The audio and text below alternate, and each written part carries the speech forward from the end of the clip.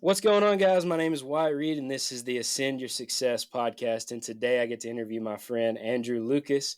I'm excited about this one because I've known Andrew a long time, and we come up in the real estate and coaching business together, and it's going to be great. So grab your pad, grab your pen, because there's going to be a lot of note taking today. So, Andrew, man, thank you so much for being on this. Tell everybody a little bit about yourself. Thanks, Wyatt, man. I really appreciate you having me out here on the podcast. I know you got a great audience and a great message, so I just hope to bring value to that. So, a little bit about myself. I am in Columbia, South Carolina. We do deals all over this state. We bleed a little bit into the region, but we've been doing real estate deals since 2007, so however many years ago that is. Uh, Went full time.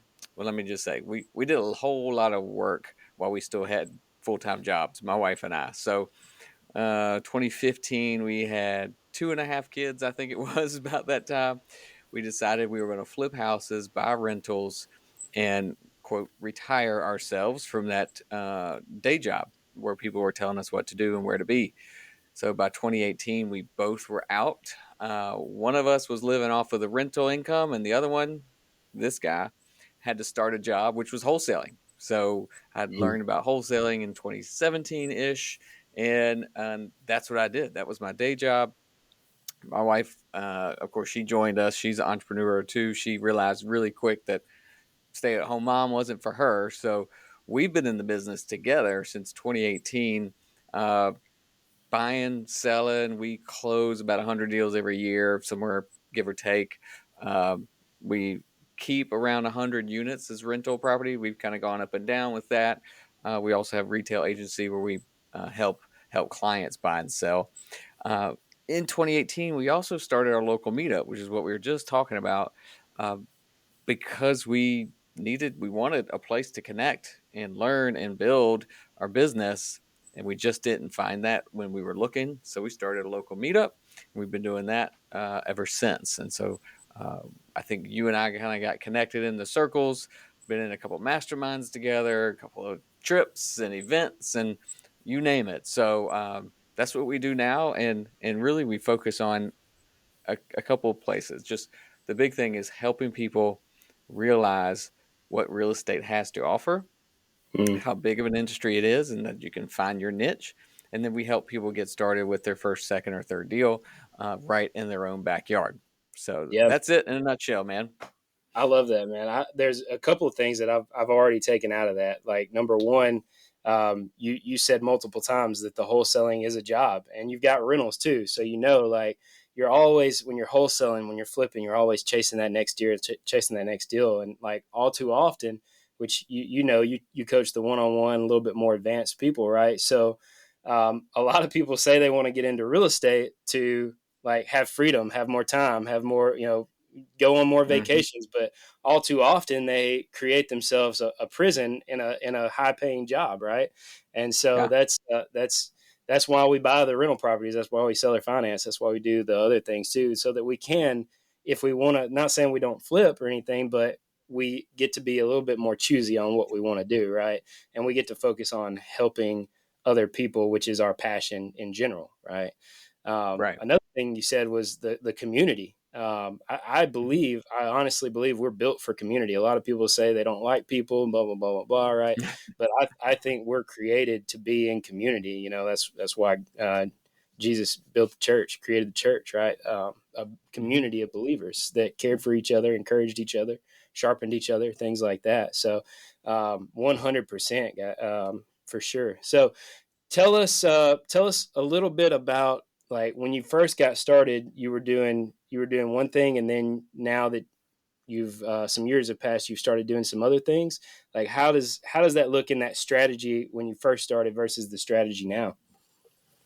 Well, I can tell you when I first started, bought my first house, I had no idea what I was doing. This is 2007, and I mean everybody was buying houses and stuff, but nobody really knew what they were doing, which is why it collapsed. Literally, like 3 days after I closed on my first house, the bottom fell out.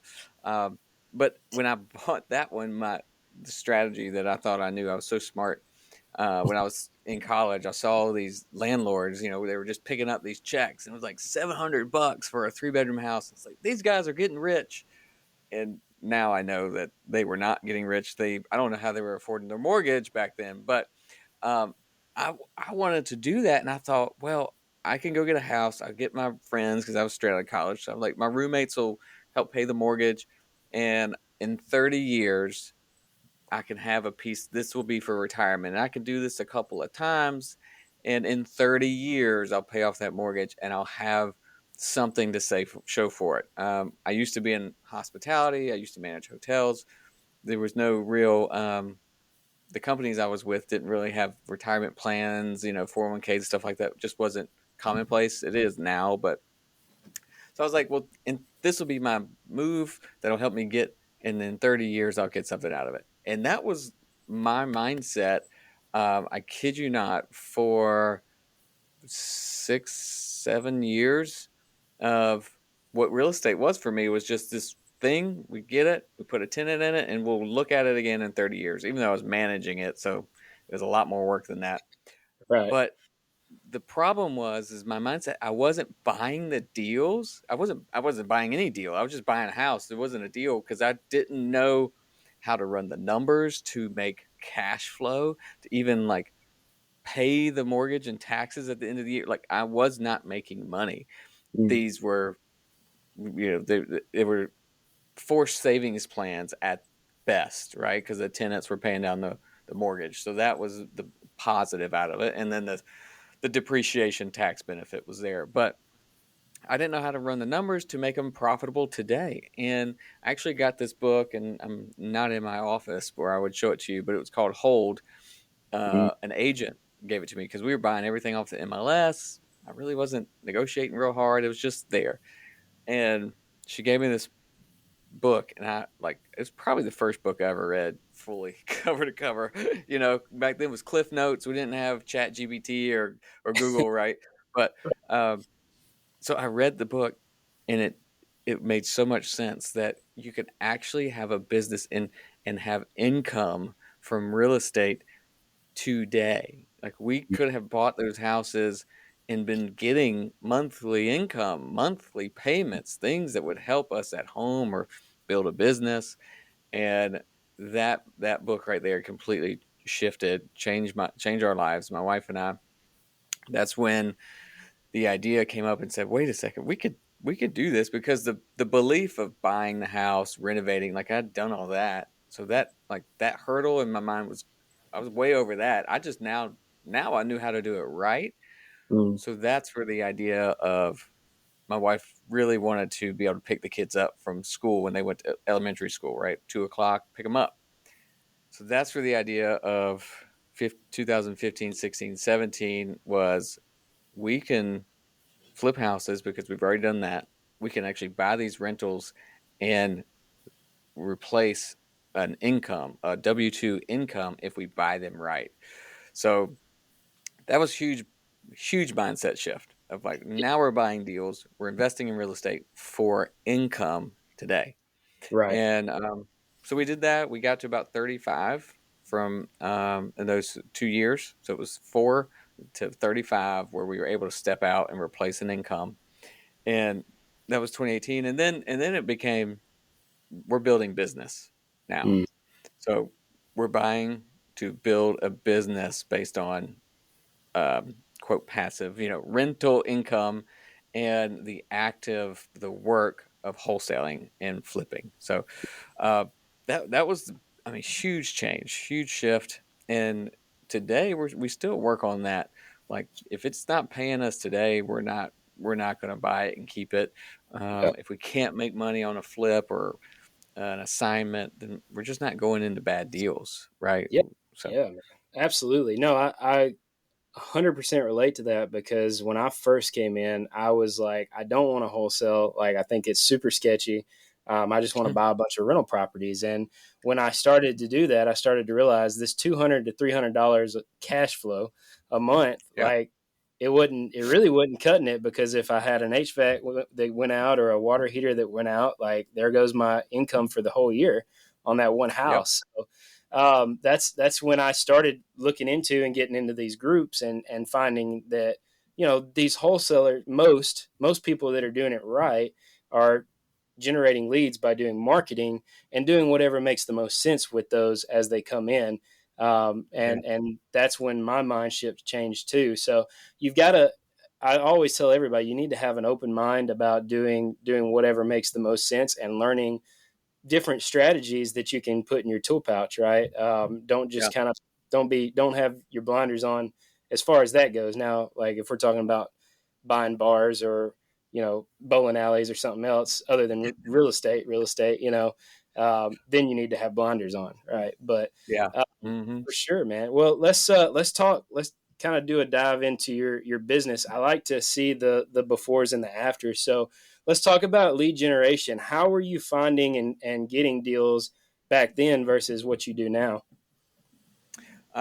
So in the beginning, we were just using our network, which is what we talk to people and teach people today. Is that if you open your eyes, open your mouth, and your ears, you can find a deal in your backyard right now. Like it is there. People that we have on our podcast, I ask this question every time, and everyone except for one guy who bought one sight unseen. He lived in Hawaii and he bought it sight unseen in Augusta, Georgia.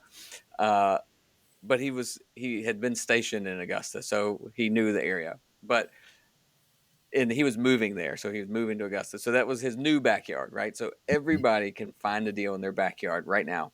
And so we were using our network. So agents, we had agents helping us. I mean, searching the MLS, Zillow. It's a little bit more complicated. Maybe not complicated. It's just more competitive today, right? There's more people looking for them, but they're still there. So now we are more focused on we send out marketing. So we have our marketing company is the one that brings in the deals, and then we either keep them or flip them or assign them. Right. So now we have TV commercials. We have our main thing is postcards. We send out postcards to lists that we pull.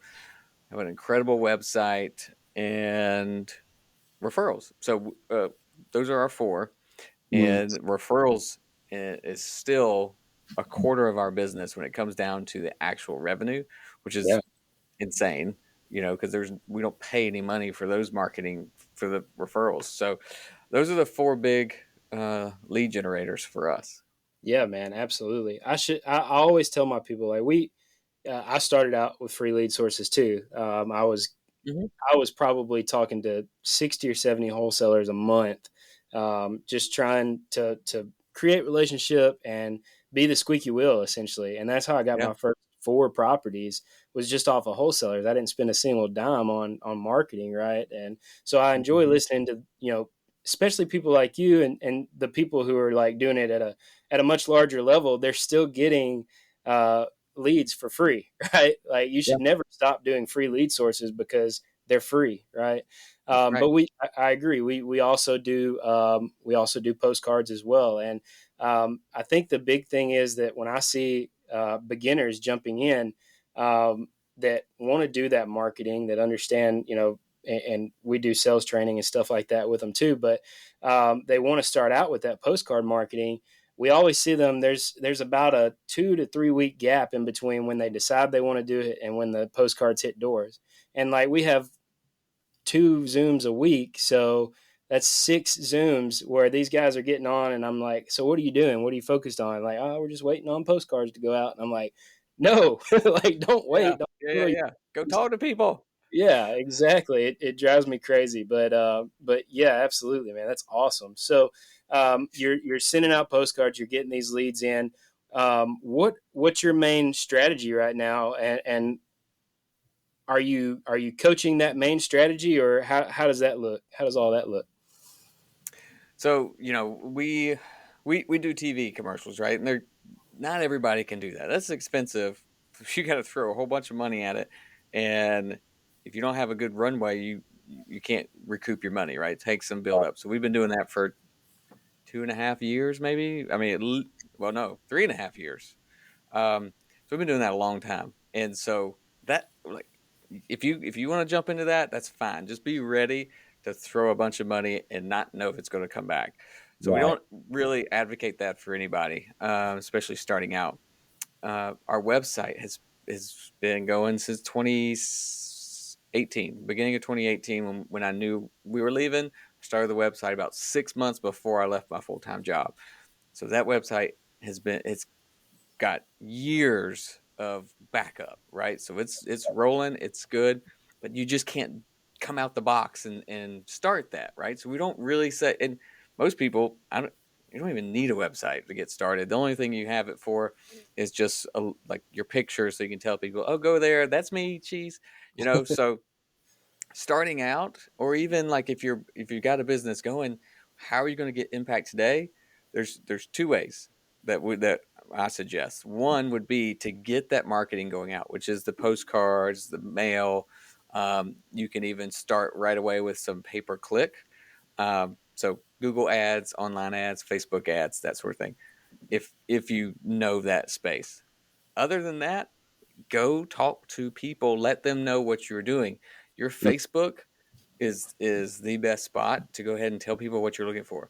Somebody in your family probably has a deal right now that needs help, right? If But they don't know that someone in their family is able to help, right? Yeah. So start letting people know today, and then pick up the phone, like you said, call every wholesaler, every one of the signs, the bandit signs on the side of the road, every real estate agent.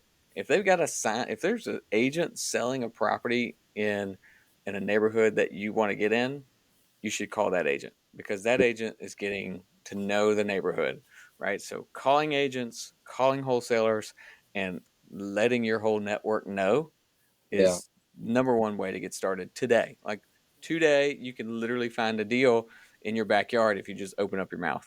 Yeah, I have some old school people that come in and they're like, I don't want anybody to know what I do. And I'm like, this is you've got to let everybody know what you do. Like that you need to be in front of everybody, man. Well, I can tell you. So why when I was working my full time job, I was a hotel manager. I was the president of the association for the state. I was on the governor's council for housing, for emergency housing. Right, like my Facebook was hospitality and hotels. I couldn't really do this on Facebook because it would not make sense. Mm, But every real estate agent knew I was looking for houses. Real estate agents don't care what you do for a living, right? 9 to 5. Every single real estate agent, and back then I didn't even know wholesaling existed for most of that time. So when I did find out, wholesalers. So every wholesaler and agent knew I was looking for houses. So you don't have to go public and put it on your Facebook. I get that. As long as it's not just because you're embarrassed or shy, like get right. over that crap, go do it. But if it has something to do with work, I get it. Right, for sure. So now that we know how to get leads coming in, let's talk Mhm. about the exit strategies that you guys have implemented over time. So obviously, you've already told us about your strategies, like what you used to do. Like, what are you focused on now? So fun fact: wholesaling is illegal in South Carolina as of a couple of weeks ago. Awesome. You can't do it here. You actually never could do what most people were doing. Hmm. The only difference is that now there's a spotlight on it, and now in this new law they put out, there's penalty, and it's written in law, not just in like the um, agency commission, the realtor commission, whatever. Like it's Right. a separate. Oh. This is a law, Mm. and lawyers can't break laws. So there's if a lawyer broke a law, knowingly broke a law, like they're done. They lose their license. So Mhm. there's no, and we're an attorney state, so you have to close with an attorney, not escrow or whatever. So the attorneys just aren't going to do wholesaling anymore. So what does that mean? Well, that's good for us because it'll get some of the competition out. We'll be Right. fine with that. But what it means is you've got to be able to either get creative and find ways to get the owner to finance the beginning of your deal so that you can, if you have to if you have to find an end buyer, a JV partner, or actually assign it, you can still assign contracts. This is a big issue and people don't understand the law. there's so many people that didn't graduate high school or college, or certainly didn't go to law school, that are now interpreting this law and putting it online. And I'm like, time out. I, I hear your opinion. It's not right. Um, so you can still assign a contract. That is still available. You just can't market it before Mm, you own it. And so if you can work your deals so that you can get the owner to work with you, because you're solving a problem together. This is problem solving. You're going to serve that seller, and you're just asking them to work with you a little bit. We use installment contracts, any other kind of owner financing, right. maybe even subject to on a very short time frame. So there's things that you can do, or you just buy it. And so in Yeah. our business, we've been around for a long time. We have some great private money lenders. We're finding more private money lenders every day. We typically just close on the deal, um, and either rent it out, flip it, or we do deal partnering here locally. So we have Mm, partners that will get the deal to, and we'll flip it together as a partner. So that's our acquisition strategy nowadays. And really, frankly, this is fine. The law is a little bit scary just for everyone that's coming in. And 2 years ago, we saw this law coming, and we mm, changed our whole business model. We quit assigning contracts 2 years ago. yeah. And Wow. so we've got 2 years of runway to help people, show them exactly how to do it now, where you could still do this business without having to buy the whole house up front day one. Yeah, I think there's a lot to unpack in that conversation, what you just said. But Yeah. number one, I just want to point out, I think that is why it's so crucial to have a coach. Obviously, like Yeah. we're teaching these things, so like if you've got a good coach, obviously they're gonna have to know or want to know what's going on so that they don't tell you wrong, right? And we're not only that, but we're in other groups too with people who are Mhm. doing way more than us. And so it's just being in these groups of people who are doing bigger, better things that are going to help you when laws and stuff like this come down the pipeline, and we can see it way, way, way sooner. So just Mhm. to back up a little bit, obviously wholesaling, for those that don't know, is where you market, like Andrew sends out a postcard, seller calls back in, you get it under contract for 100,000. You turn around and assign your rights to that contract to another investor after Mhm. marketing it on Facebook or something else to a buyer's list, and then you assign those rights for, let's say, $110,000. You step out and make that 10,000, and then they close on it and they do whatever, Yeah. right? In a nutshell, way more that goes on in it, but in a nutshell. So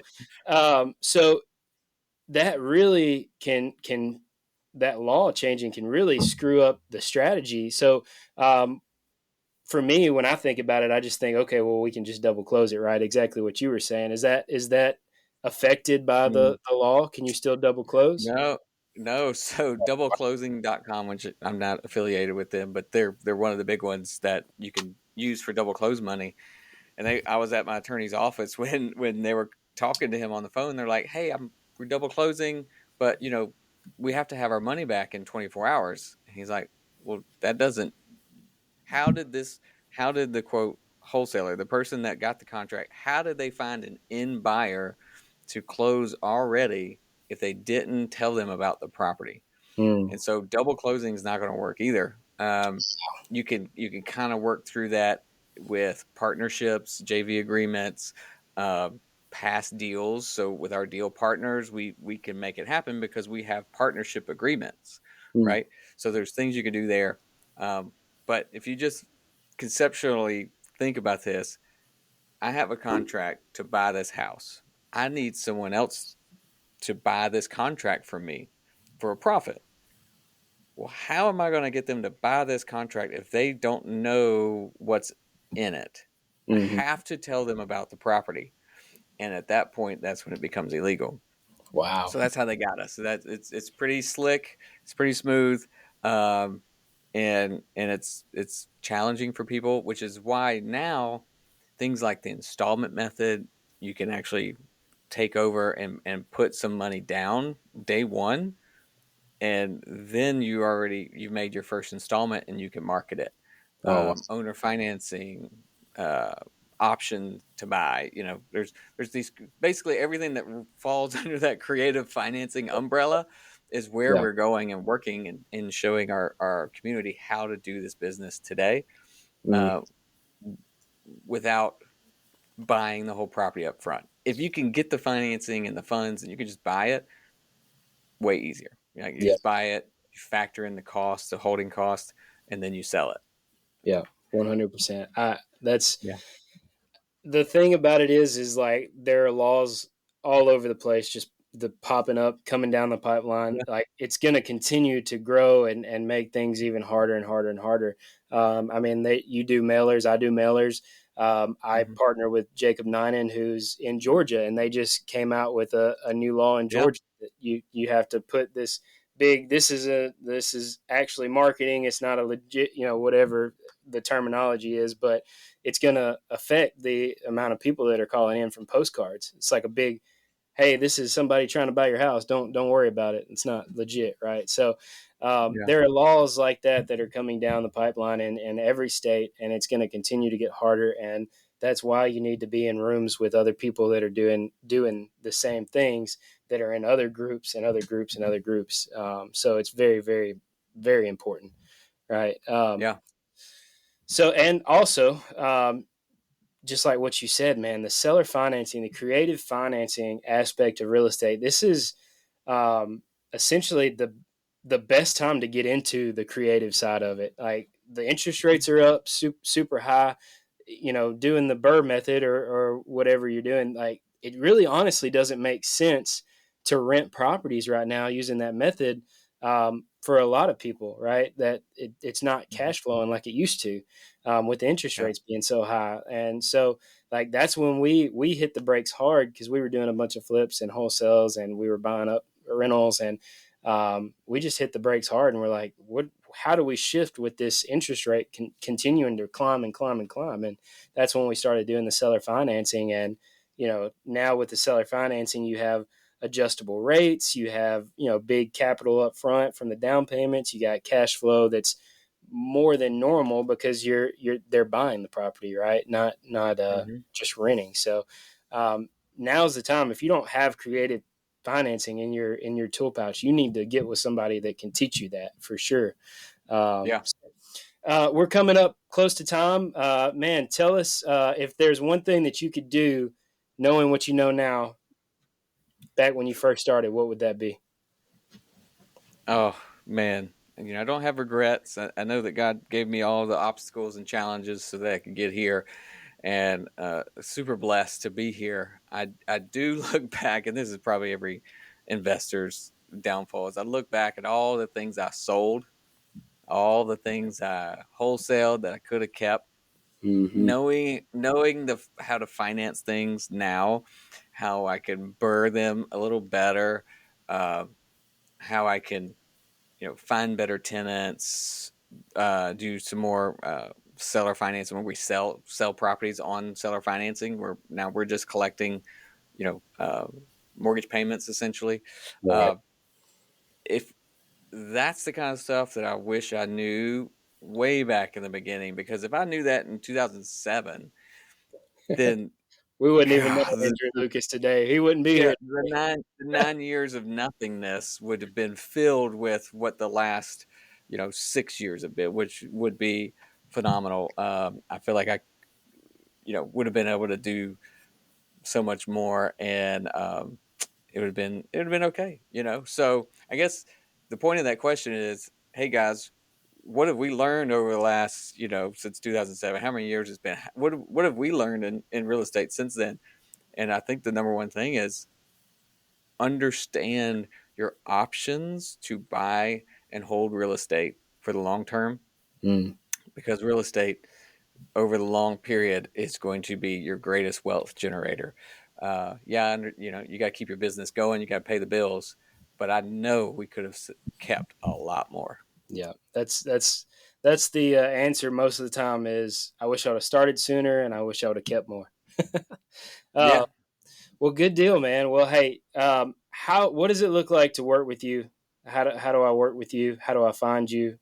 Like, tell us a little bit about your coaching, man. Yeah, man. So anybody, I mean, we do live events in South Carolina once a week. So anybody in South Carolina, we're in Columbia, drive in, or even Georgia, Charlotte. We got partners from Augusta and from Charlotte. So people come from around the state. So come check out our live events. You can go to our website, dealfindersclub.com. We have a lot of resources there, a lot of education, a lot of videos. You can definitely check us out there. If you So we have a lot of free education. Why, I know you do too. YouTube University. There's so much out there that I usually point people to our free videos that teach things. But Hmm. if you're like me, when I first started, I saw the education, I saw that, but I needed help. I needed guidance. I needed someone to take me through and tell me, do this, do that, do this. Then you may want to think about a coach just to speed up your implementation, right? So the education's out there, but if you want implementation, reach out. You can go through our website, dealfindersclub.com. Be glad to talk to you about it and see if it's a fit.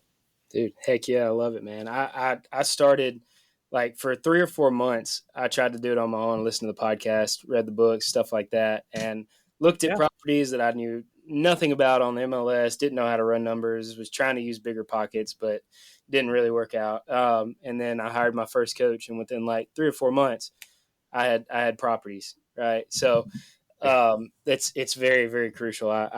I believe 100%. And we're not telling you guys anything that we don't do ourselves. We both have coaches, and our coaches have coaches. It's so important to have coaches, right? So, Yeah.